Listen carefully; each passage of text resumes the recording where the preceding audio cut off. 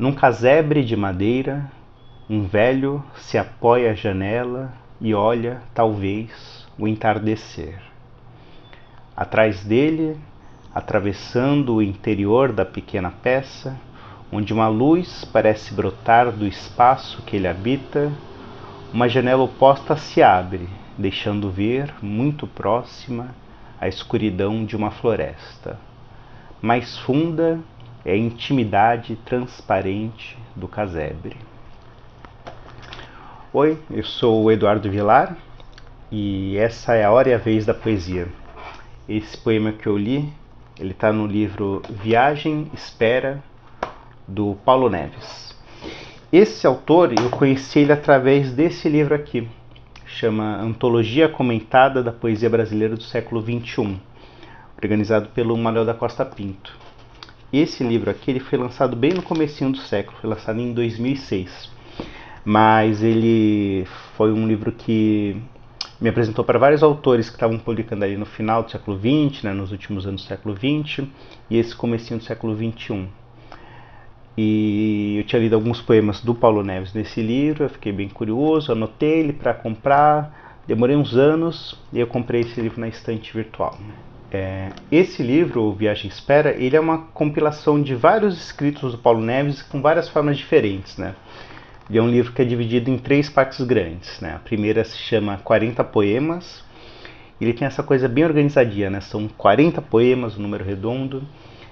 Nenhum dos poemas tem mais do que 12 versos, todos os poemas têm quantidade par de versos, e os próprios poemas fazem par na página, né? Vou dar alguns exemplos aqui.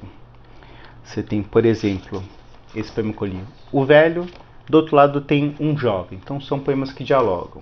Outro exemplo, tem um poema Lisboa, de um lado, do outro lado, Pessoa, que é uma referência ao Fernando Pessoa, poeta português, que era de Lisboa. Né? Então, acho que já dessa estrutura da parte dos poemas, tem essa coisa muito numérica, racional, organizada e metódica do escritor, né? Que eu acho que dialoga muito com o próprio estilo de escrita dele, a gente vai comentar um pouco mais depois. E tem essa ideia mesmo de uma poesia bem concisa e de uma precisão de linguagem também. A segunda parte chama Caderno de Prosa e Poesia, e acho que é a parte que é mais misturada das 3, né? Tem ali poemas em prosa, tem poemas em verso também, e tem vários que não parecem nem poema de nenhum dos tipos, né? Parece muito como se fossem anotações de um caderno de anotação de ideias, anotações de sonhos, anotações de pedaços de poema, né? Então acho que é um trecho bem variado. E acho que tem tanta essa ideia de uma acumulação de anotações e tal, que você tem várias anotações na mesma página, né? Por exemplo, aqui. Você vê que termina uma anotação, começa outra logo em seguida. Então acho que tem essa ideia meio de uma coisa meio acumulada, meio misturada, coisas incompletas ali. Acho que se os poemas em verso têm uma ideia de muito de completude, de uma coisa bem acabada, ali tem uma coisa meio de amontoada. E a última parte chama Crônicas Breves, que já chama atenção pelo título, porque crônica é um gênero textual que geralmente ele já é mais conciso, né? Crônica que geralmente era publicada originalmente nos jornais e revistas, tinha que ser um texto mais rápido, e esses são crônicas mais breves do que o comum, né? Então você dá para ver que já desse livro tem muita mistura ali, mas eu vou tentar ao longo do vídeo falar de alguns temas que são recorrentes ao longo de todo o livro, né? Ou algumas ideias que são centrais. Uma das primeiras coisas que me chamaram a atenção no livro, que estão nesses poemas, em vários deles, é essa ideia de você tentar traduzir uma imagem em palavras, né? E que o leitor depois vai reconstruir essa imagem mentalmente, e a partir dela ele vai pensar nos sentidos ali dessa mistura de palavra com imagem, né? Por exemplo, nesse primeiro poema que eu li aqui no vídeo, tem essa ideia de que tem um plano que está atrás da imagem, que é o entardecer que o velho está olhando, né? Tem esse primeiro plano do casebre ali, bastante humilde, ele apoiado ali na janela, olhando esse entardecer que a gente não veria, né, desse ponto de vista. Tem um segundo plano ainda, que é o interior da casa, que está iluminado, e ainda um terceiro plano, que é uma outra janela que teria na parede do fundo, que dá para uma floresta escura, né? Então a ideia é que o leitor vai construindo essa imagem bem concisa, mas bem precisa na mente dele, e as sugestões de sentido que isso dá, né? Quer dizer, a coisa, né, de uma casa humilde, um velho, então tem a ideia de que ele está se aproximando do final da vida, provavelmente, misturado com essa ideia do entardecer, quer dizer, um sol que está se pondo, um dia que está se acabando, que nem talvez a vida desse senhor, né? E ele também, atrás dele, aquela escuridão da floresta, aquele mistério. E essa frase impactante, né, que tem no final do poema, né, que mais fundo que a escuridão da floresta, né, é a intimidade transparente do casebre. Quase que essa ideia de que aquele velho ali, ele tá bem acomodado ali naquele momento presente. Ele está vivenciando aquele momento, né, ele está vivenciando a experiência dele de ser um velho, de ser um senhor, né. Então acho que tem uma coisa que está muito presente nesse livro, que é essa ideia de que a partir de você estar olhando atentamente para o mundo, com sentidos despertos para perceber as coisas mais simples, né, mais imediatas, um mero pôr do sol, a vida ali num casebre simples, a partir daquilo você consegue ter acesso ao sentido do mundo, né, você encontra sentidos para a vida, né. E essa coisa mesmo dessa observação detida, sem pressa, acho que tem a ver até com a própria história do Paulo Neves como escritor, porque ele estreia publicando, né, esse livro de poesia muito tardiamente, ele tem 59 anos, é bem comum, geralmente o pessoal, quando estreia na publicação de poesia, costuma estrear bem mais jovem.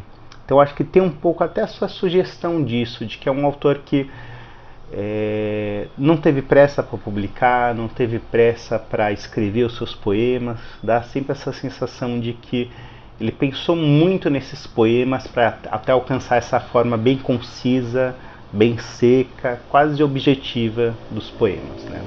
Uma outra coisa que aparece em vários dos poemas é a ideia também da arte como um meio para conseguir alcançar esses sentidos do mundo, né? Porque uma coisa que me chama a atenção nesse poema do velho é que ele parece como se ele fosse inspirado numa pintura ou numa fotografia. Eu não sei se ele de fato foi inspirado ou não, mas dá quase essa sensação mesmo. Ou então que o próprio poeta, com o olho dele, como se fosse uma máquina fotográfica, tivesse registrado aquela cena que depois ele vai passar para palavras, né? Então ele faz essa passagem da imagem para a palavra.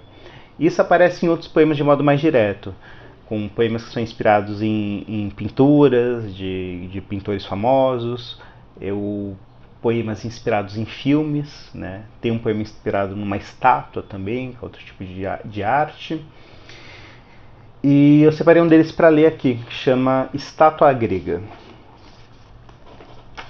A estátua, de olhos cegos, sem um braço, coberta de musgo e líquen, abandonada num jardim de hotel.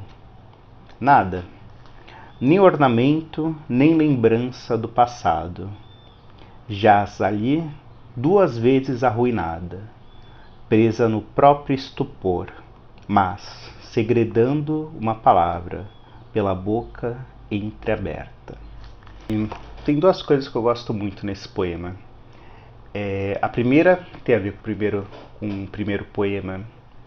Tem essa ideia de que, mesmo nas coisas mais banais, se você saber olhar para elas, se você olhar com atenção, se você está presente ali no momento presente, você consegue tirar sentidos profundos dela, né? Então ele pega essa estátua ali, talvez uma entre várias estátuas num jardim de um hotel qualquer, sem muita atenção ali nela, ele se detém nela e ele consegue tirar sentidos ali para a vida, né? E a outra coisa que eu gosto muito nele é essa ideia de que essa estátua ela foi jogada ali, né, praticamente. Ela está lá sem um braço, ela está coberta de musgo, ela está meio abandonada ali num jardim de um hotel qualquer. Então é como se o mundo tivesse tido várias ações sobre ela. Mas ela própria, se você olhar com atenção, essa própria estátua tem algo a devolver para o mundo, né? Que ele consegue reparar naquele detalhe, né? Que ele olha na boca entreaberta, ele vê como se essa estátua estivesse segredando uma palavra. Então um segredo está quase saindo ali daquela boca, né? Essa ideia de que é um segredo que só as pessoas com atenção vão conseguir ouvir ele, né? Tem uma verdade ali que tá para além do ritmo do consumo, do ritmo acelerado da vida. Se você saber se deter ali, você escuta algo de novo, verdadeiramente novo, né? Essa ideia de que não só o mundo age sobre as coisas, mas as coisas têm ação no mundo também, como se os objetos do mundo ganhassem vida, eu acho que é uma chave para entender esse título do livro, né, que chama Viagem Espera. Numa primeira interpretação, a gente poderia pensar assim, tem os momentos que o sujeito está viajando, né, então ele está se locomovendo pelo mundo, e no outro momento ele está esperando, né, está esperando que algo aconteça, ou ele está esperando por uma próxima viagem. Como se fosse o sujeito que é viciado em viajar, ele está pensando o tempo todo assim, ele acabou de uma viagem e já está pensando na próxima. Acho que dá para pensar nesse sentido, mas dá para pensar em outro também, que é a ideia de que no mundo tem as coisas que estão viajando, estão indo em direção a algo, estão se movendo, mas também tem as coisas que estão esperando por algo que está chegando. Então é como se fosse um pouco assim, né? No mesmo jeito que tem um sujeito que vai até as coisas, que se locomove, que tenta pensar em algo diferente, do outro lado tem algo ou alguém que está esperando aquilo, que está esperando chegar uma mensagem nova, ou que está esperando por dizer algo novo. É um jeito meio metafórico. Quando eu estava preparando esse vídeo, estava pensando em como tentar explicar essa ideia do título, e eu não consegui pensar outro jeito que não fosse por metáforas, né? Então tem algo que eu acho que não é muito objetivo que está ali sugerido no título, mas que eu acho que tem muito a ver com a própria relação com a poesia, né? Ou com a literatura de modo geral, né?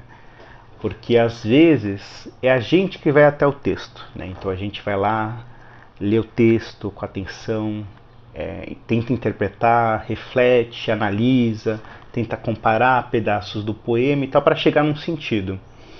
Mas às vezes a sensação de quem tem essa prática de ler literatura, de ler poesia também, a sensação que dá é que às vezes você lê algo e você não vai chegar no sentido ali. Tu vai ler alguma coisa que você não vai entender. E aquilo vai passar um tempo, aquilo vai ficar como se fosse trabalhando dentro de você, como se aquilo estivesse sendo digerido, ou como se aquelas próprias ideias, aquelas próprias palavras estão vivas dentro de você, tentando se acomodar, se assentar. E aí de repente dá um clique e aquilo faz sentido, né? Aquele poema que você leu há tanto tempo, às vezes dá um sentido, você, agora eu entendi. E a sensação que dá é que às vezes não é que você estava trabalhando para chegar até o sentido do poema. Como se o poema estivesse vivo dentro de você e aí, finalmente ele te faz despertar, né? Quase como se tem essa ideia de que a relação de sujeito e objeto. Às vezes a gente acha que a gente é muito sujeito no mundo, é a gente que faz ou deixa de fazer. Mas não, acho que esse poema, esse livro como um todo, vai no sentido de que as coisas atuam sobre a gente também, mesmo as coisas que não são vivas, né? Uma pedra, uma estátua, um poema, essas coisas agem sobre o mundo e agem sobre a gente também. Então, às vezes, a gente é um pouco objeto dessas coisas. Não sei se é uma coisa muito pirada, assim, mas eu acho que é um pouco parte do sentido de vários desses poemas aqui no livro, de que as coisas estão agindo sobre a gente está perdendo, não no sentido negativo, mas é como se a gente tivesse menos controle do que a gente imagina que a gente tem sobre o mundo e sobre a nossa vida. E até aí, muito lindo, muito maravilhoso. Acho que são poemas que valiam um livro inteiro já. Então, se o livro acabasse nesses primeiros 40 poemas, eu já achava um livro maravilhoso. Mas tem uma outra coisa que eu acho que vai somar na segunda parte, depois na terceira, que eles complexificam um pouco essa relação. Porque aqui tem muita coisa quase apaziguada, né?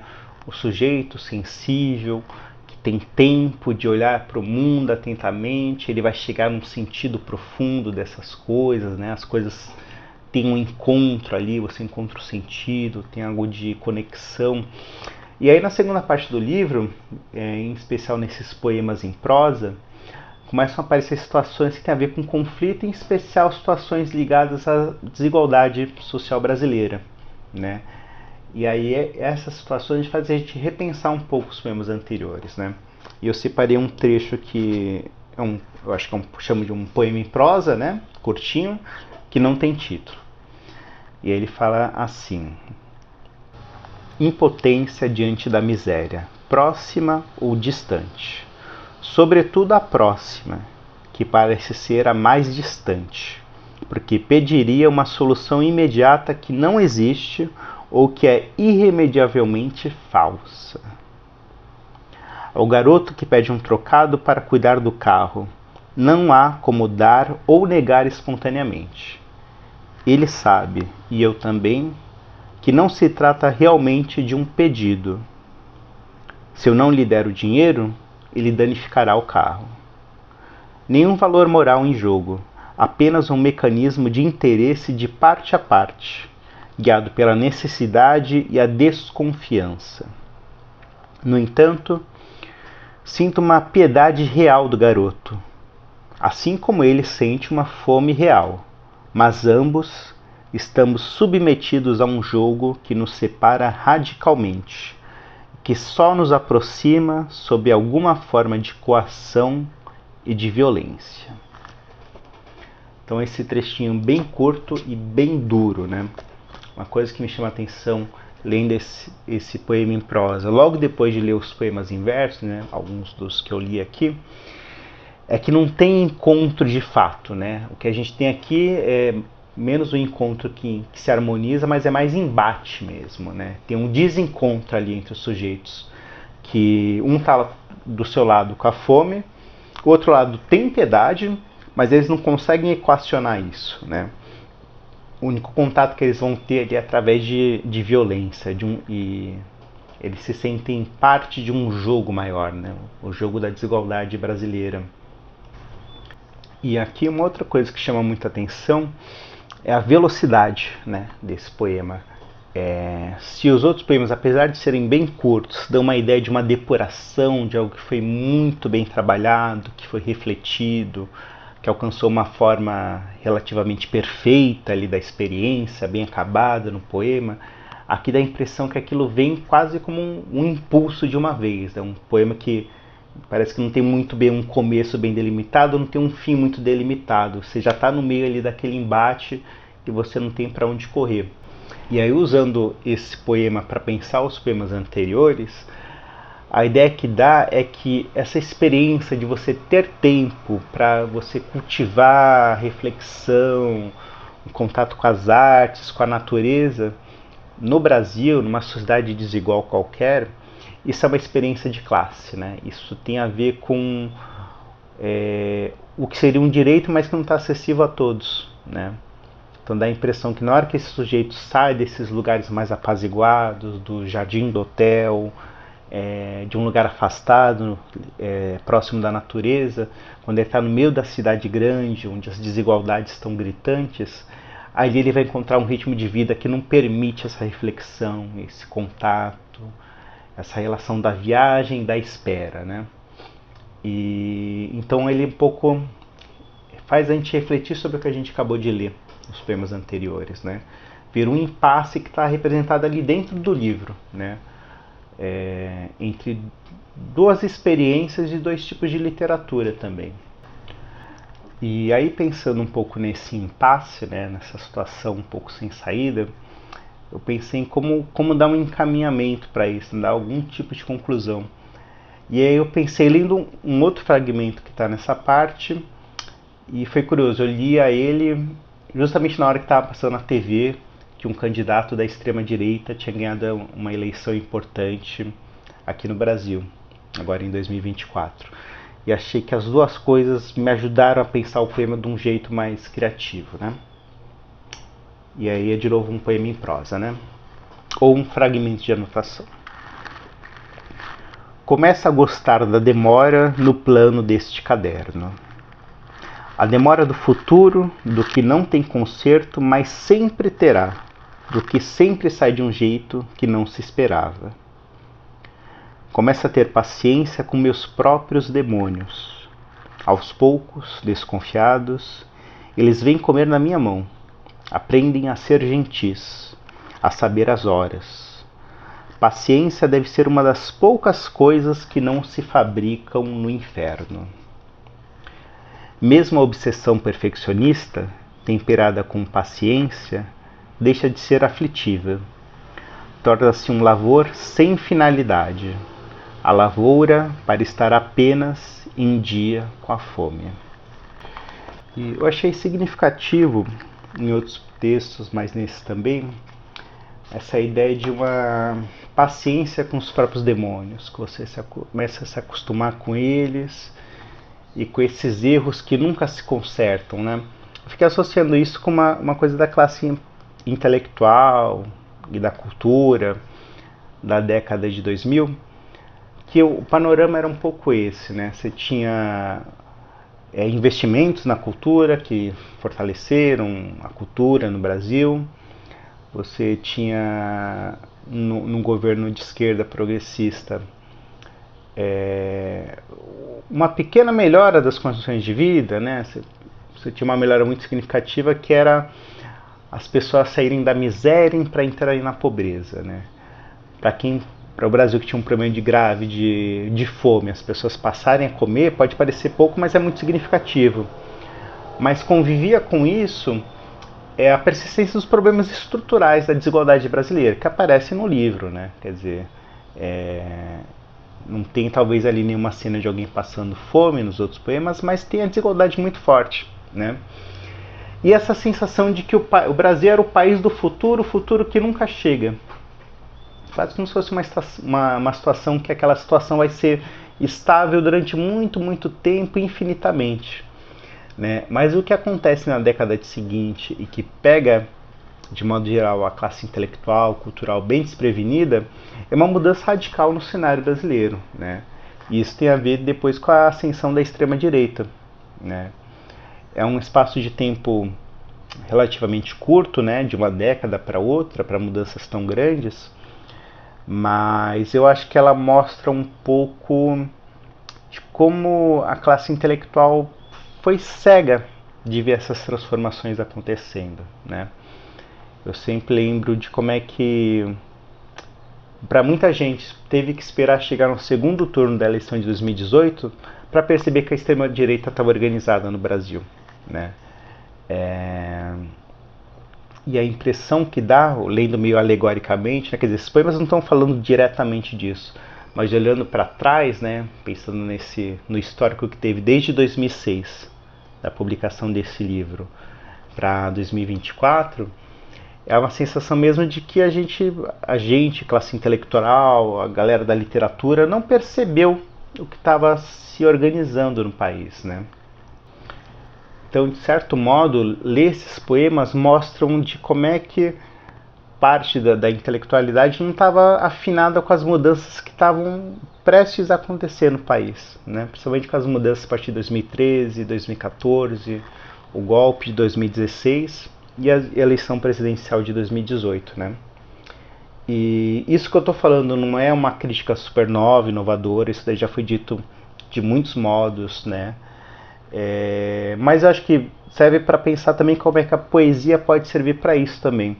Como é que ela pode servir para revelar tanto o que está visível nos poemas, mas também o que está por trás dele, fazer uma leitura dos poemas um pouco contra o livro também, né? E eu acho que o livro ganha sentido olhando ele desse jeito, por mais que seja um sentido meio crítico, né? Eu acho que ele ajuda a revelar muito, né? Coisas que talvez estivessem a gente imagina, né? Coisas que estivessem na cabeça do autor quando ele escreve, mas coisas que estão na sociedade que às vezes o próprio autor não vê com clareza, né? E é claro, fazendo isso quase 20 anos depois da publicação dele, fica mais fácil, né? Mas eu acho que é um tipo de leitura que é mais criativa, menos cerrada, né, com o que está dito exatamente no texto, mas acho que ela é importante também. Então foi uma experiência de leitura que eu gostei também de ter, lendo esse livro do Paulo Neves em 2024. E por fim, se você está gostando desse vídeo, dos outros vídeos que eu publiquei aqui no canal, deixa o seu like, em especial deixa um comentário falando o que você achou, o que você gostou, o que você pensou. Acho que seria bacana para ajudar a ter um retorno de como é que esses vídeos estão batendo em cada espectador. E faz a inscrição, ativa o sininho para receber as notificações de vídeos novos.